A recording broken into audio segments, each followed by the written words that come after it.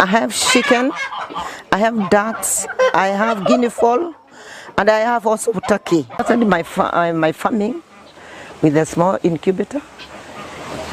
When my chicks lays eggs, if I have one guinea fowl, it will give you 60 eggs. After one day chick, I sell it at about 400 shillings. Because they are very good and they are very profitable, but there is a lot of challenges when you are raising up the small chicks of turkey.